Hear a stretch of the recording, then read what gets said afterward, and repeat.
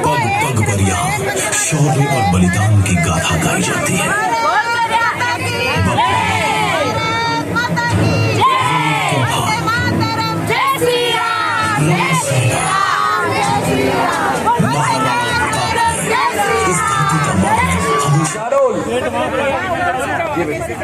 माननीय प्रताप लाल जी साहब भील, विधायक गोकुंदा, माननीय अमृतलाल जी साहब मीणा, विधायक सलूमन, श्रीमान रामेश्वर जी गुजर, जिलाध्यक्ष गुजर समाज, माननीय ताज साहब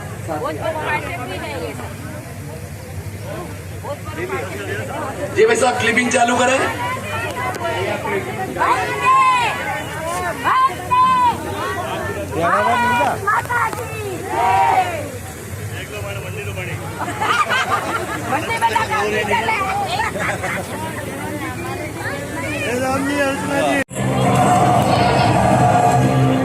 और हाड़ा रानी ने बलिदान का एक अद्भुत उदाहरण विश्व के सामने प्रस्तुत किया। इन सब में पन्ना धाय की बात ही कुछ निराली है, जिसने अपनी स्वामी भक्ति तथा कर्तव्य पालन के लिए अपने पुत्र का ही बलिदान दे दिया।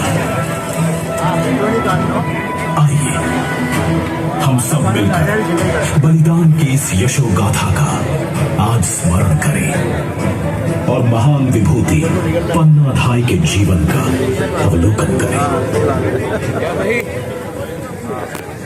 महाबलिदानी पन्ना धाय का जन्म 8 मार्च 1501 ईस्वी को पांडोली के एक गुर्जर परिवार में हुआ था। उनके पिता हरचंद मेवाड़ की सेना में सैनिक थे। जब पन्ना 16 वर्ष की हुई तो उनका विवाह आमेर के पास कमीरी गांव में काम किया। इसके बाद मेवाड़ के गौरव की रक्षा करने हेतु पन्ना धाय तुरंत उदय सिंह को लेकर जंगल, नदियां व कठिन रास्तों को पार करके कुंभलगढ़ जा पहुंचे। वहां आशा शाह देवपुरा उनकी मां ने उनका स्वागत किया। यहां से सभी सामंतों को उदय सिंह के जीवित होने का समाचार भेजा गया। कुछ समय बाद कुंभलगढ़ में पाली के अखेराज सोनगरा की पुत्री जयवंती बाई से उदय सिंह का विवाह। ईस्वी सन 1540 में बलवीर को परास्त कर उदय सिंह ने चित्तौड़ की राजगद्दी प्राप्त की। इसी समय कुंभलगढ़ में ही महारानी जयवंती बाई की कोख से 9 मई 1540 ईस्वी को महाराणा प्रताप का जन्म हुआ था। प्रताप को आपको शत शत नमन, अभिनंदन, वंदन।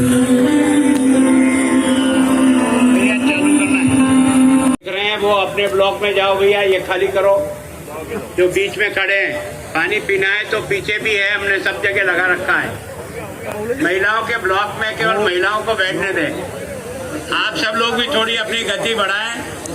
वो प्रताप नगर तक पहुंच गए, 5-7 मिनट में अपने बीच में आ जाएंगे। तुरंत आप अपनी जगह ले। और पत्रकार की दीर्घा में जो पत्रकार भाई है वो बैठे हैं। थोड़ा और गति बढ़ाओ बहना है, आप ब्लॉक में तुरंत जाना है। अपनी बहनें जो व्यवस्था कर रही है उनको तुरंत बिठाएं अपनी अपनी जगह। ये पानी पीने के लिए महिला ब्लॉक में जो आए भैया, ये अपने ब्लॉक में जाओ, वहाँ भी पानी की व्यवस्था कर रखी है। श्री सुरेंद्र सिंह जी राठौड़, विधायक कुंभलगढ़, श्रीमान केला मामा, विधायक गाडोल, श्री राधा कृष्ण जी गुजर, श्री नाथू जी गुजर, श्री देव नारायण जी दाबाई, श्री मोहन जी गुजर, उनसे भी मैं अनुरोध करता हूं कि वह भी अपना स्थान ग्रहण करें। भैया पीछे जो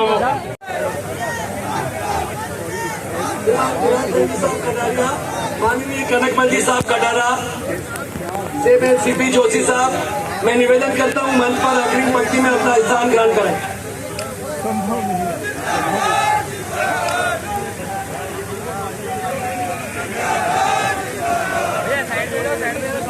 जिसके कण में त्याग, तपस्या एवं शौर्य और बलिदान का जीवंत उदाहरण विराजमान है, वो प्रातः स्मरणीय महाराणा प्रताप का मेवाड़ है।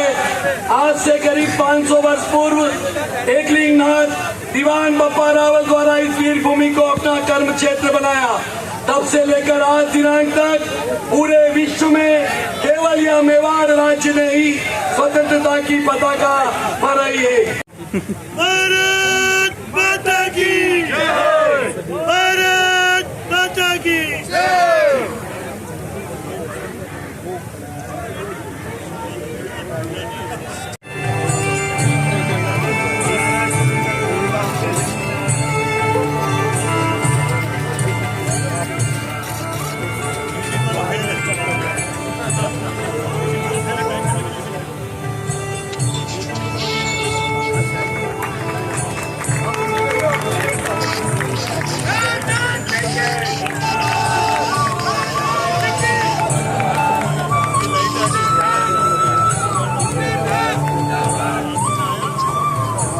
नगर निगम में सांस्कृतिक समिति के अध्यक्ष और इस क्षेत्र के क्षेत्रीय पार्षद श्री महेश जी त्रिवेदी, उद्यान समिति के अध्यक्ष, मैं उनसे निवेदन करता हूं वह प्रतीक चिन्ह भेंट करें आदरणीय राजपाल सिंह जी साहब। हाथ यो पकड़ो, यो एक मिनट और बैंक निकालो।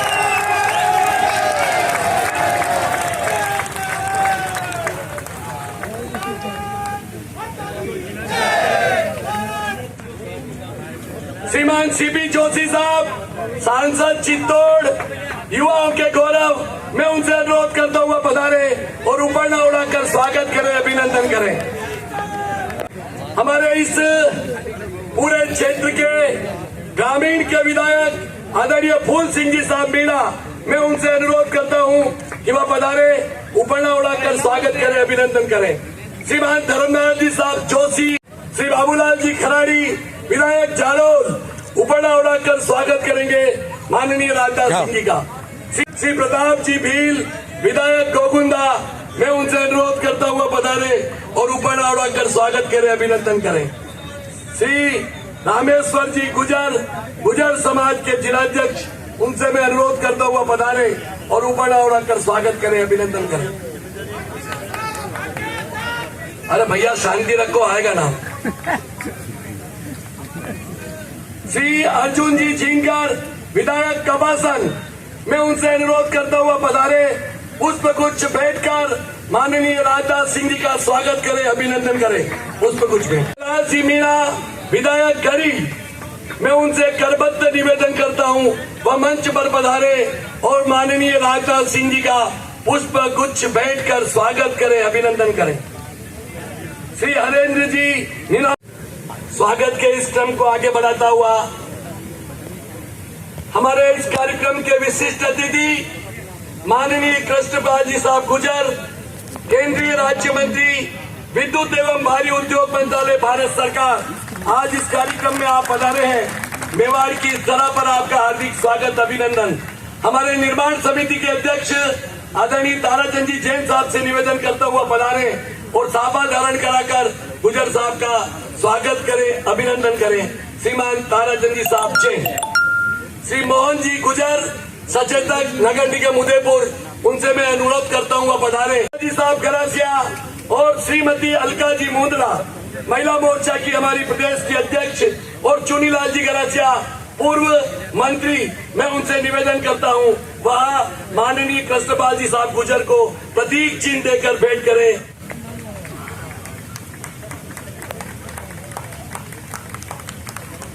करने के लिए आतुर है और मैं पुनः निवेदन करता हूँ वह स्वागत करें, अभिनंदन करें।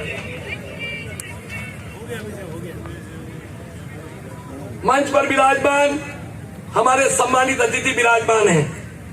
मैं महापौर जीएच टाक साहब से अनुरोध कर हमारे महापौर जीएच टाक साहब माननीय मदन जी दिलावर साहब का स्वागत करेंगे। जीएच टाक साहब, माननीय सीपी जोशी साहब सांसद चित्तौड़गढ़, उनका स्वागत कर रहे हैं हमारे महापौर जीएच टाक साहब। हमारे ग्रामीण के विधायक माननीय फूल सिंह जी मीणा का स्वागत करेंगे महापौर जीएच टाक साहब। माननीय धर्मनाथ जी साहब जोशी मावली के विधायक, उनका स्वागत करें। भील गोगुंदा के हमारे विधायक, उनका स्वागत कर रहे हैं महापौर साहब। माननीय स्क्रीनशॉट लेना है। अरे कोई उछल लेता है। अरे फोटो खींच रहा है, क्या देख रहा हो?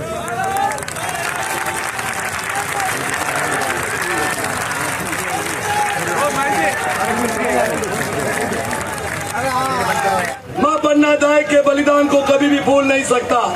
अपने हर उत्पोषण में मातृभूमि की रक्षा, पन्ना दाई के पुत्र चंदन के बलिदान को नमन करने वाले माननीय श्रीमान गुलाब चंद जी साहब कटारिया को मैं निवेदन कर रहा हूं कि वह अपना उद्बोधन आशीर्वचन प्रदान करें। आदरणीय कटारिया साहब। भगवान एकलिंग नाथ की, चार भुजा नाथ की, बलिदानी पन्ना धाय की, महाराणा प्रताप की। आज इस धरती का सौभाग्य है कि भारत की रक्षा का भार जिनके हाथों में है, आज उनके ही द्वारा एक ऐसी बलिदानी मां का चित्र का लोकार्पण करके इस सम्मान समारोह में आने की उन्होंने स्वीकृति दी। मैं आपकी तरफ से, उदयपुर की जनता की तरफ से, मेवाड़ वासियों की तरफ से आपका बहुत बहुत हृदय से स्वागत करता हूं, अभिनंदन करता हूं। जो केंद्र में मंत्री हैं, उन्होंने भी इस कार्यक्रम में आकर के इस कार्यक्रम की शोभा बढ़ाई है। हम सबको आपने बहुत उत्साहित किया है। मैं कृष्णपाल जी का आप सबकी उपस्थिति में सबकी ओर से स्वागत और अभिनंदन करता हूं। मंच पर विराजमान मेरे सभी सांसद भाई, विधायक जनप्रतिनिधिगण और आप सब पधारे हुए बड़े बुजुर्गों, माताओं, बहनों, आज मेवाड़ की इस धरती का एक सौभाग्य के पीछे हमारी इच्छा थी कि पन्ना धाय न तो मेवाड़ की है, न उदयपुर की है, न हिंदुस्तान की है। दुनिया में अगर किसी मां ने अब तक का जो सबसे कीर्तिमान बलिदान हो सकता है, वो उसका नाम पन्ना धाय है। मैं सोचता हूँ एक सामान्य परिवार में पैदा होने वाली एक माँ और बहन इस मेवाड़ पर आने वाले संकट को किस प्रकार से उसने उसका मुकाबला किया। न तो उसको किसी ने कहा कि तुम्हें ये करना कि ये नहीं करना। उसने जो परिस्थिति सामने आई, उसने तुला भवानी की प्रार्थना की, भगवान एकलिंगनाथ का स्मरण किया। सम्मान और गौरव जिंदा रहे, या मेरा हृदय का टुकड़ा चंदन जिंदा रहे। मैं सोचता हूँ कि उस समय अगर हम में से भी कोई मौजूद होता तो अपने विवेक का उपयोग नहीं कर सकता, लेकिन उस माँ के दिमाग में पता नहीं भगवान एकलिंगनाथ ने क्या ताकत पैदा की। उसको बनवीर को जब तलवार खून से रंगी हुई लेकर आ रहा है और उसकी दासी उन्होंने आकर सूचित किया कि माँ पन्ना पन्ना जगो, आज मेवाड़ का अस्तित्व खतरे में है। बनवीर अपनी तलवार लेकर के उदय सिंह को मारने के लिए चल पड़ा है। ऐसे समय में अब ये तुम्हारे पर है इस मेवाड़ का अस्तित्व कैसे बचे। इतनी सी बात सुनकर के पन्ना के दिमाग पे आया, मैं इस उदय सिंह को कैसे सुरक्षित निकाल सकती हूँ। और इसलिए उसने अपने किरत भंगी को बुलाया कि किरत भंगी दादा, काका तुम आओ और आकर के ये मेवाड़ का जो भविष्य है इसको इस तरह, ये जो अपना फल का टोकरा है इसमें इसको बिठाती हूँ और ऊपर पत्तल और तूने डाल देती हूँ, तुम लेकर के इसको सुरक्षित निकल जाओ। आप विचार कर सकते हो, एक महाराणा मेवाड़ का होने वाला भविष्य पत्तल धोने में ढक करके जाता है और सुरक्षित निकल जाता है।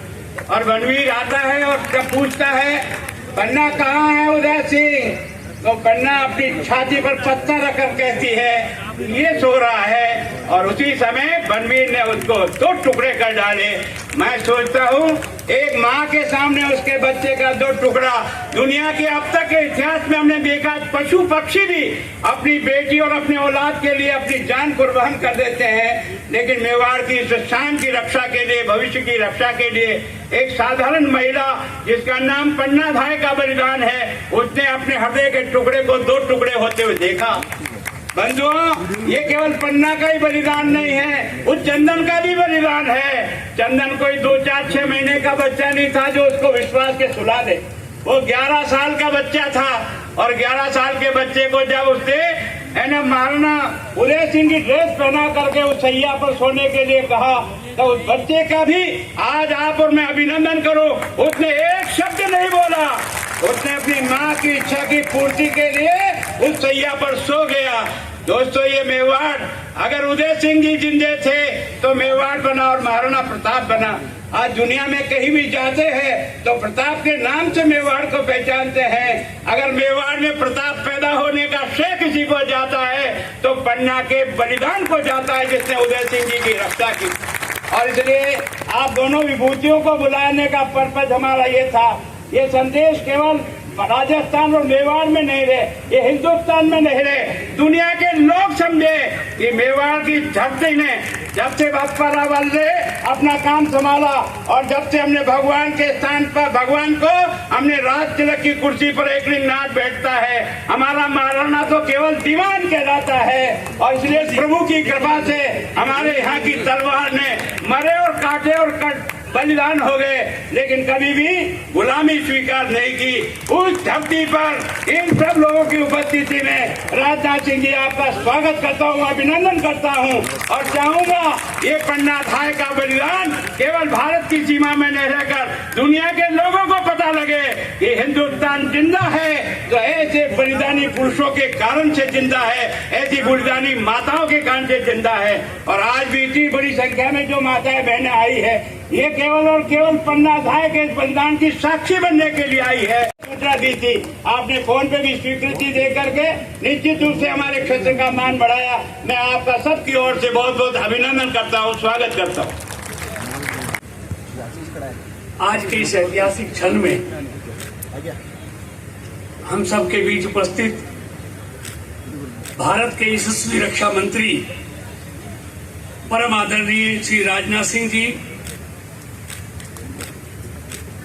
राजस्थान के बहुत ही लोकप्रिय नेता, प्रदेश में अनेकों बार अनेकों विभागों का दायित्व निभाने वाले,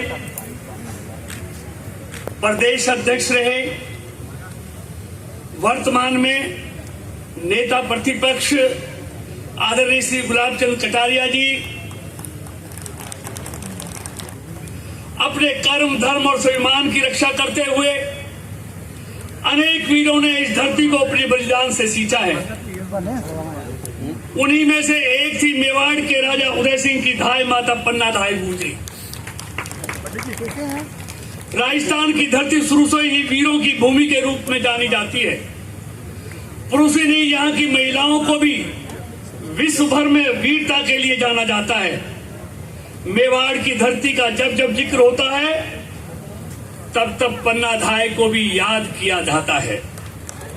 मेवाड़ के इतिहास में जिस गौरव के साथ वीर पुरुष महाराणा प्रताप को याद किया जाता है, उसी गौरव के साथ पन्ना धाय का नाम भी लिया जाता है।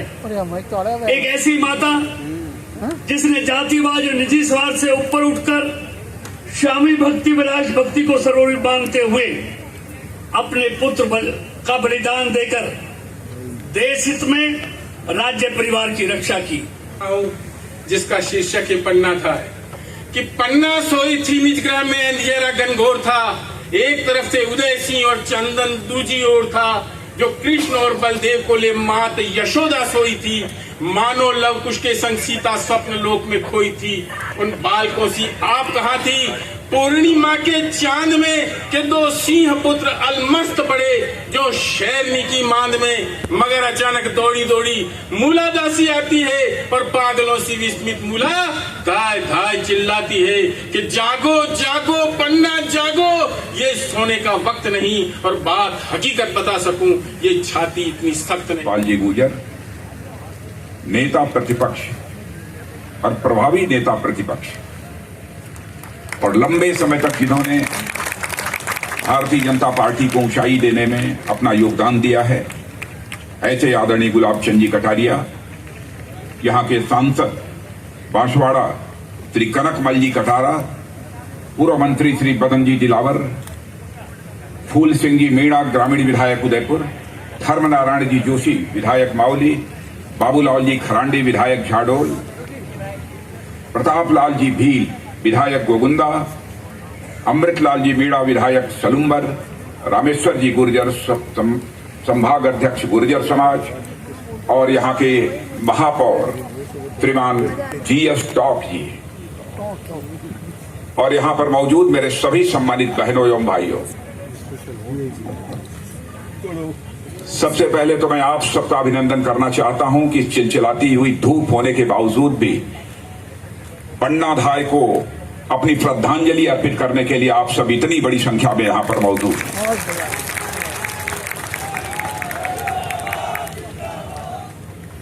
और मैं आभार व्यक्त करना चाहता हूं माननीय गुलाब चंद जी कटारिया और यहां के महापौर श्री मीणा जी और यहां के सारे जनप्रतिनिधियों का कि उन्होंने यह फैसला किया कि पन्ना धाय की एक शानदार प्रतिमा उदयपुर में बननी चाहिए और उस पन्ना धाय के साथ चंदन की भी बननी चाहिए और साथ ही साथ उदय सिंह जी की भी बननी चाहिए। और आज जब मैंने देखा यह भव्य प्रतिमा तो मैं कह सकता हूं मेरे बहनों भाइयों कि मैंने पन्ना धाय की ऐसी प्रतिमा हिंदुस्तान में कहीं नहीं देखी है जो मैंने उदयपुर की धरती पर देखी।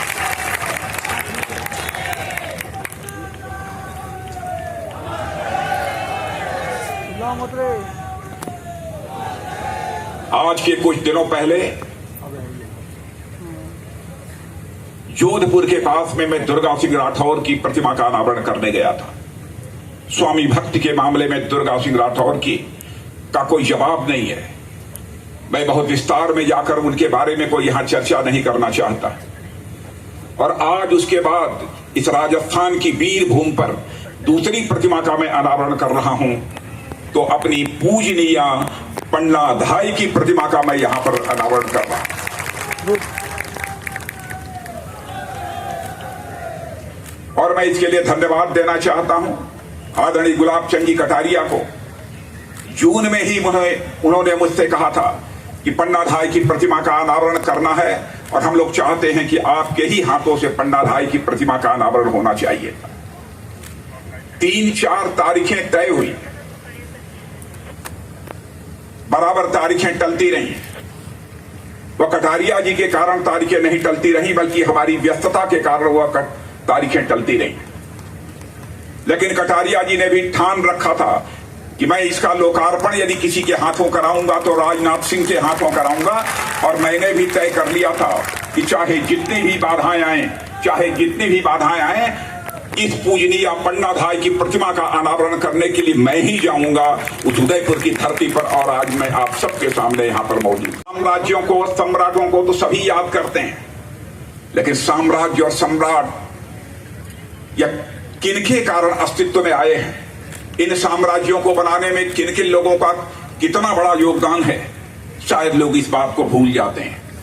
याद किया जाना चाहिए जिन्होंने अपना बलिदान देकर अपने कलेजे को तलवारों की नोक पर रखकर साम्राज्य बनाया है। बहनों भाइयों, पहले अभिनंदन किया जाना चाहिए, तो उनका अभिनंदन किया जाना चाहिए। और यही भाव मेरे मन के अंदर था, इसीलिए मैंने कहा कि पन्ना धाय की इस प्रतिमा का अनावरण करने के लिए मैं स्वयं वहां जाऊंगा। और मैं तो सचमुच अपने को मैं सौभाग्यशाली मानता हूं कि आज पूजनीय पन्ना धाय की प्रतिमा का अनावरण मेरे हाथों के द्वारा हो रहा है। किसी को यह लग सकता है कि सार्वजनिक सभाओं में नेता बढ़ा चढ़ाकर कोई बातें बोल रहे हैं, लेकिन बहनों भाइयों, आज जो मैं बात आपके सामने बोल रहा हूं, बढ़ा चढ़ाकर नहीं बोल रहा हूं, यह हमारे हृदय की आवाज है जिसे मैं आपके सामने प्रस्तुत कर रहा हूं। किसी विदेशी लेखक ने कहा है कि राजस्थान हिंदुस्तान नहीं, दुनिया की एक ऐसी धरती है जिस धरती की धूल यदि बनी है तो वहां के वीरों और वीरांगनाओं की हड्डियों से राजस्थान की धूल बनी है। बहनों भाइयों, यह किसी ने कहा है और इसको सहज रूप से राजस्थान के वीर गाथा के पन्नों को पलटकर कोई देखे, इसे स्वीकार करेगा कि सचमुच यह ऐसे वीरों और वीरांगनाओं की हड्डियों की धूल से यह राजस्थान की धरती बनी है। शौर्य और पराक्रम का जहां तक सवाल है, राजस्थान में मेवाड़ हो, चित्तौड़ हो, राजस्थान में शौर्य और पराक्रम की कितनी गाथाएं हैं, उसके बारे में मुझे बहुत ज्यादा विस्तार में जाकर बतलाने की आवश्यकता नहीं है। कैसा योगदान था, कितना योगदान था पन्ना धाय का, इसके बारे में हमारे पूर्व वक्ताओं ने विस्तार पूर्वक आपके सामने चर्चा कर दी है, इसलिए मैं उसके बहुत विस्तार में जाकर चर्चा नहीं करूंगा। लेकिन कल्पना कीजिए, हमारी माताएं बहनें यहां पर बैठी हैं, या कल्पना करें कि जिस समय उन्होंने उदय सिंह जी के बिस्तर पर अपने बेटे को लिटा दिया था, क्योंकि राजसी बिस्तर पर चंदन नहीं सो सकता था, उदय सिंह ही सो सकते थे, लेकिन माता कर्मावती ने कहा था कि दुर्गावती, ये पन्ना धाय, सारी जिम्मेदारी उदय सिंह की आपके कंधों के ऊपर देकर मैं जा रही हूं। कैसे बखूबी पन्ना धाय ने उसको निभाया। उदय सिंह के राजसी बिस्तर से उदय सिंह को हटाकर कहीं यह बनवीर आकर उदय सिंह की हत्या न कर दे, क्योंकि राजसी बिस्तर पर ही कोई सोया होगा तो राजकुमार ही सोया होगा और उदय सिंह की वह हत्या कर देता। इसलिए उदय सिंह के स्थान पर इन्होंने अपने बेटे चंदन को लाकर सुला दिया। और जब बनवीर आता है और बनवीर पूछता है यह कौन है, वह बिल्कुल मौन रहती है, कोई जवाब नहीं देती हैं। बनवीर यह अनुभव कर लेता है, देखकर उसे विश्वास हो जाता है राजसी बिस्तर पर ही कोई सोया है तो उदय सिंह ही होंगे और कोई दूसरा नहीं हो सकता है। और वहां चंदन सोया था, चंदन के 2 टुकड़े कर दिए, सिर धड़ से उनका अलग कर दिया। लेकिन इसमें महत्वपूर्ण बात है जिसकी तरफ हम लोगों का ध्यान जाना चाहिए, वही उस चारपाई के पैताने पर पन्ना धाय बैठी थी। मां पन्ना धाय, उनके आंखों में आंसू की बूंद नहीं देखने को मिली। बहनों भाइयों, उन्होंने सोचा कि यदि हमारे आंखों में यदि आंसू की बूंद यदि आ गई और देख लिया बनवीर ने, तो कहीं उसको यह संदेह न हो जाए कि यह यहां पर लेटा हुआ उदय सिंह है अथवा चंदन है। बहनों भाइयों, उस माता ने अपने आंखों में आंसू तक नहीं आने दिया। यह कोई कल्पना नहीं कर सकता। आज यदि पन्ना धाय न होती तो मैं कह सकता हूं न महाराजा उदय सिंह जी होते, न महाराणा प्रताप होते। बहनों भाइयों, इस सच्चाई को भी हमको स्वीकार करना पड़ेगा। जिनका नाम बहुत गौरव के साथ, जिनका नाम हम बहुत सम्मान के साथ हम सभी लोग लेते हैं, कैसे बहादुर लोग हैं, कैसे इन लोगों ने मेवाड़ और कुछ महाराजाओं ने चित्तौड़ जैसे साम्राज्य की रक्षा की और भारत का मस्तक उन्होंने सारी दुनिया में ऊंचा करने का काम किया है। बहुत सारी ऐसी गाथाएं हैं जिसे आपके सामने मैं प्रस्तुत कर सकता हूं। और बहनों भाइयों, मैं यह भी कहना चाहूंगा कि पन्ना धाय जी यह गुर्जर समाज की, ठीक है, गुर्जर माता की कोख से पैदा हुई हैं, लेकिन मैं कहना चाहता हूं पन्ना धाय केवल गुर्जर समाज की नहीं है, पूरे भारत की माता है। पन्ना धाय पूरे भारत की माता है। बहनों भाइयों, उनको इस रूप में हम सबको लेना चाहिए। मैं यह आप सबसे अनुरोध करना चाहता हूं। एक से एक हस्तियां यहां पर पैदा हुई हैं। हाड़ा रानी को भी मैं याद करता हूं, कैसा कलेजा था।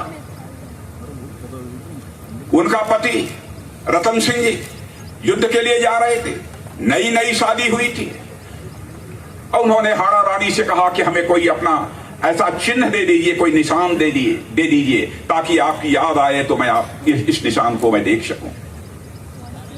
देश के प्रति, राष्ट्र के प्रति, अपनी धरती के प्रति जो कर्तव्य परायणता थी, हाड़ा रानी ने कहा कि नहीं जाइए, जो निशानी आप चाहते हैं वह निशानी आप तक पहुंच जाएगी। और बहनों भाइयों, जब युद्ध करने के लिए रतन सिंह जी जब जाते हैं तो हाड़ा रानी एक थाली में अपना सिर धड़ से अलग करके वह सिर थाली में रखकर वह रतन सिंह जी के पास भेजती हैं। और रतन सिंह जी के पास जब वह पहुंचता है, ऊपर से वह हटाते हैं कवर, उसका चद्दर जब हटाते हैं बहनों भाइयों, तो उसमें हाड़ा रानी का सिर उनको दिखाई देता है। पांव तले जमीन खिसक जाती है। कैसी वीरांगनाएं, कैसी वीरांगनाएं इस राजस्थान की धरती पर पैदा हुई है, चित्तौड़ में, मेवाड़ में नहीं हो सकती है, यह हमारे यहां कहा गया है। लेकिन पन्ना भाई ने इस बात की भी चिंता नहीं की, वो अपने बेटे का बलिदान दे दिया। मैं समाज में कुमाता कहीं जाऊंगी, इसकी भी पन्ना भाई ने कोई परवाह नहीं की, क्योंकि हमारी जानकारी में प्रत्यक्ष हमारे आंखों के सामने हमारे ही कलेजे के टुकड़े के 2 टुकड़े किए जा रहे हैं। कुमाता होने की भी उन्होंने चिंता नहीं की, क्योंकि उनके सामने एक ही लक्ष्य था कि यह मेवाड़ साम्राज्य सुरक्षित रहना चाहिए।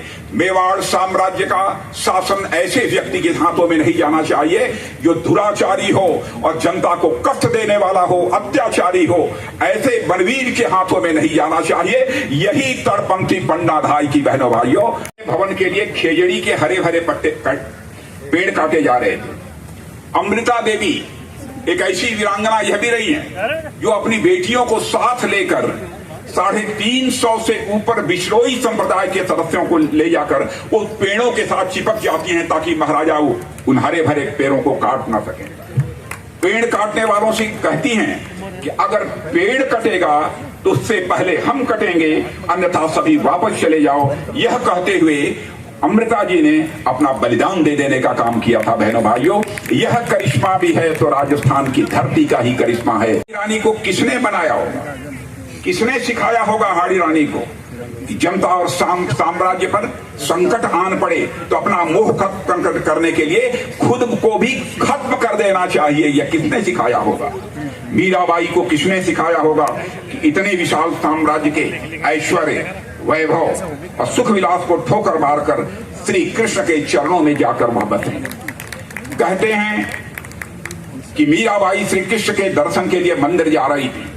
पुजारी ने उन्हें द्वार पर ही रोक लिया और कहा, स्त्रियों का प्रवेश मंदिर में वर्जित है, अलाउड नहीं है। मीरा ने कहा, पुरुष तो वह केवल एक है, परम पिता परमात्मा, और आत्मा तो स्त्री होती है, तुम भी पुरुष हो क्या? पुजारी भौचक रह गया, उससे कोई जवाब देते हुए न बना। यह सब किसने सिखाया मीराबाई को? यह सब उनके विश्वास की ही ताकत थी, उनके संकल्प की ताकत थी और राजस्थान की मिट्टी का करिश्मा था। बहनों भाइयों, यही से उन्होंने यह प्रेरणा ली थी। और मैं भारत का रक्षा मंत्री होने के नाते मैं कहना चाहता हूं, भारत अब कमजोर भारत नहीं रहा है, भारत अब दुनिया का ताकतवर देश बन गया है।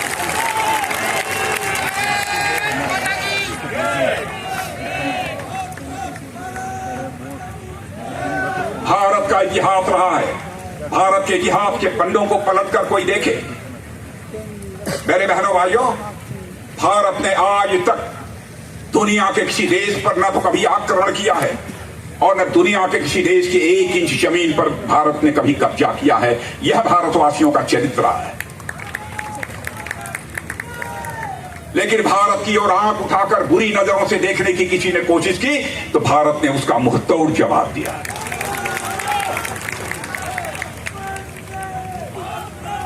और आज भी मैं आपको बतलाना चाहता हूं, भारत की ताकत पर विश्वास रखिएगा। आपने देखा पाकिस्तान से 2 आतंकवादी आकर, तब मैं भारत का गृह मंत्री था, हमारे पैरामिलिट्री फोर्सेस के जवानों का कातिलाना हमला कर दिया। उरी और पुलवामा की घटना से आप सभी परिचित हैं। बहनों भाइयों, उस घटना की मैं चर्चा करता हूं, मुझे याद आता है वह दिन क्या मेरे ऊपर गुजरी थी, जिस समय की शहीद हुए अपने पैरामिलिट्री फोर्सेस के जवानों के 100 को लेकर मैं कंधे पर चल रहा था कश्मीर में। लेकिन उसके बाद आपने देखा कि हमारे प्रधानमंत्री ने, कैसा बहादुर प्रधानमंत्री, 56 इंच के कलेजे का प्रधानमंत्री,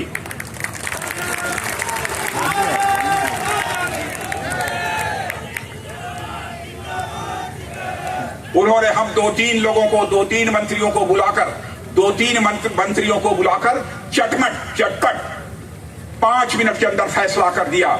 और उसके बाद आपने देखा कि हमारे भारत के सेना के जवान भारत की धरती से नहीं बल्कि पाकिस्तान की धरती पर जाकर आतंकवादियों का सफाया करने में पूरी तरह से कामयाब है।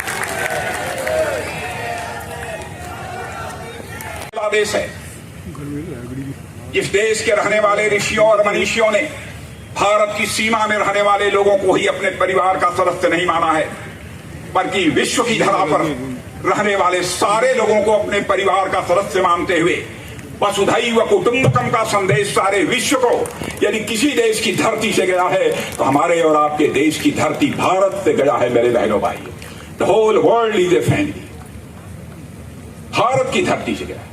इसीलिए हम लोगों ने आज तक दुनिया के किसी देश पर न आक्रमण किया न 1 इंच जमीन पर हम लोगों ने कभी चिंता किया।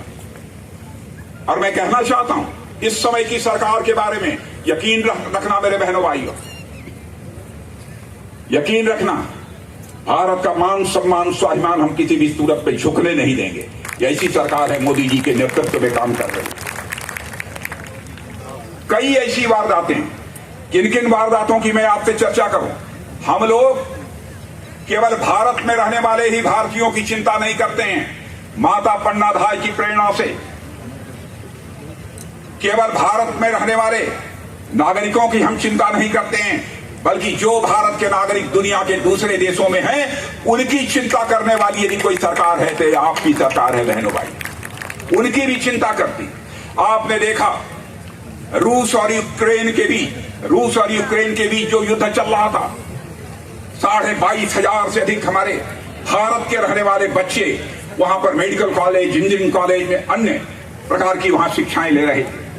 माता पिता उनके परेशान थे, कहीं रूस आक्रमण करके यूक्रेन में हमारे बच्चों को न मार दे। उस समय हमारे फोन से बात की और आपको जानकर आश्चर्य हुआ, न भूतो न भविष्यति, न आज तक हुआ है न आज तक कभी होगा।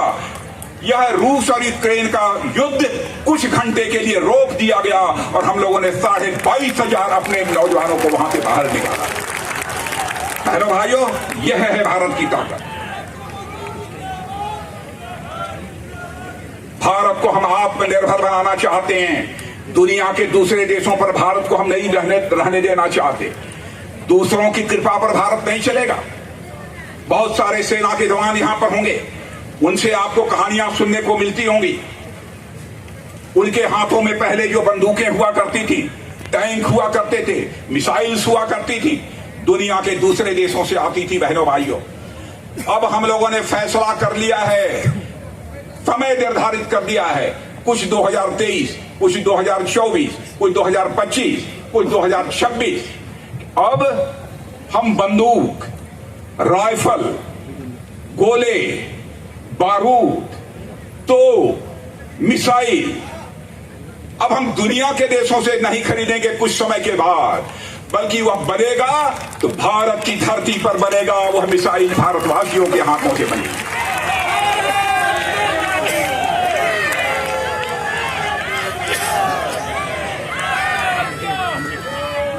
भारत की बेरोजगारी का संकट भाषण देने से समाप्त नहीं होगा।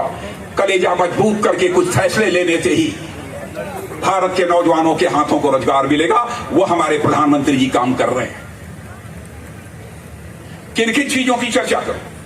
अब जैसे सबसे बड़ा बजट 100 लाख 1.5 लाख करोड़ का, लाख करोड़ का किसी का होता है तो रक्षा मंत्रालय का होता है। बहनों भाइयों, उसमें मैंने तय कर दिया है कि 100 पैसे में 68 पैसा की खरीद हमारी भारत की इंडस्ट्री है, भारत के जो उद्योग हैं वहां से की जाएगी, विदेशों से नहीं की जाएगी। दुनिया से अब नहीं खरीदा जाएगा। ऐसे कई महत्वपूर्ण फैसले बहनों भाइयों हम लोगों ने किए। और जो कहा जी, मान लीजिए कोई कहता है कि हमारे पास वो टेक्नोलॉजी नहीं है, तकनीक नहीं है, आप कैसे बनाएंगे? तो हम लोगों ने कहा यदि कोई चाहता है भारत को हथियार देना बेचना, तो अपनी टेक्नोलॉजी भारत को दे दे, वो आ जाए भारत पर और भारत की धरती पर ही वो अपनी फैक्ट्री इंडस्ट्री बना ले और यहीं से उत्पादन करे, ताकि भारतवासियों का हाथ भी उसमें लग सके। यह सब सारे बड़े बड़े फैसले हम लोगों ने लेने का काम किया है। 47 तक रहेंगे, फैसला किया है। आज हम लोग 13,000 करोड़ रुपए का यहां से हथियार, हर वो हथियार बनाकर दुनिया के दूसरे देशों को बेचते हैं। 8 साल पहले केवल 900 करोड़ रुपए का भेजते थे। 900 करोड़ रुपया का यह सारा साजो सामान हम एक्सपोर्ट करते थे, लेकिन अब 13,000 करोड़ का कर रहे हैं। फैसला किया है कि 2047 आते आते 2.25 लाख करोड़ रुपए का हमारा एक्सपोर्ट होगा मेरे बहनों भाई।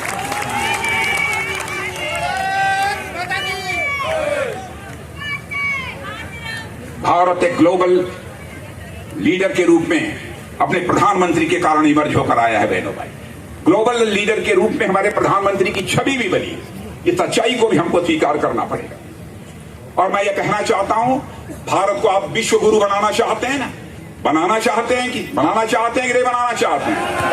सुन लेना, हिम्मत के साथ आप अपने कदम आगे बढ़ाइए। 25 वर्षों का समय लगेगा, इससे ज्यादा समय नहीं लगेगा। अमृत काल समाप्त होते होते 2047 आते आते भारत पुनः विश्व गुरु के पद पर आसीन होगा मेरे बहनों।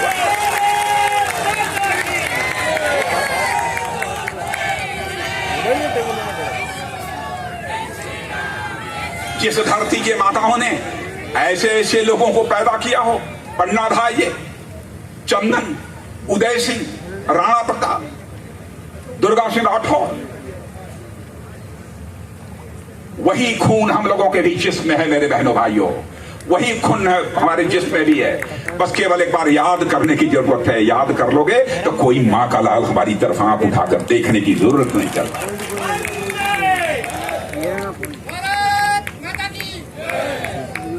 कोविड के संकट में आप लोगों को शायद जानकारी न हो, कोविड के संकट के दौरान जिस तरीके से हमारी सरकार ने, हमारे प्रधानमंत्री ने काम किया है बहनों भाइयों, आपको कल्पना नहीं होगी। आप सोचते होंगे अरे भाई सारे देशों ने किया होगा, अमेरिका जैसे दुनिया के सबसे धर्मांध देश ने नहीं कर पाया।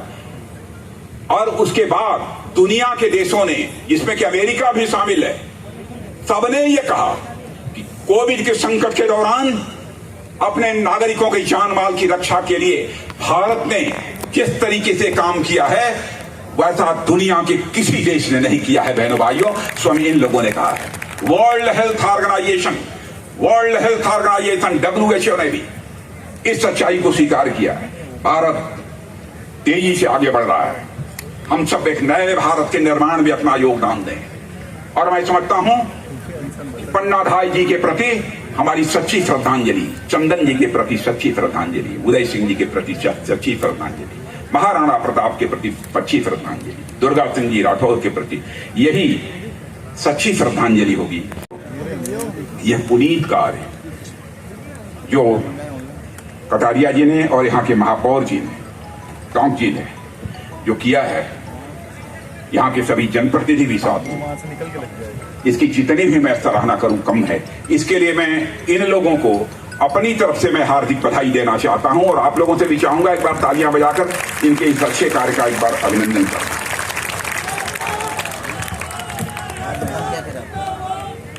इन्हीं शब्दों के साथ आप सबको मैं धन्यवाद देता हूं। एक भी हाथ नीचे नहीं होना चाहिए, हाथ उठाकर बोलिए, बोलिए भारत माता की, भारत माता की, भारत माता की। पन्ना धाय, पन्ना धाय, पन्ना धाय।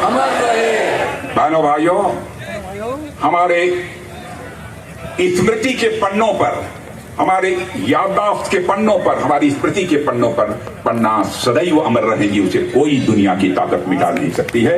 इसी विश्वास के साथ आप सबको मैं धन्यवाद देते हुए अपनी बात समाप्त करता हूं।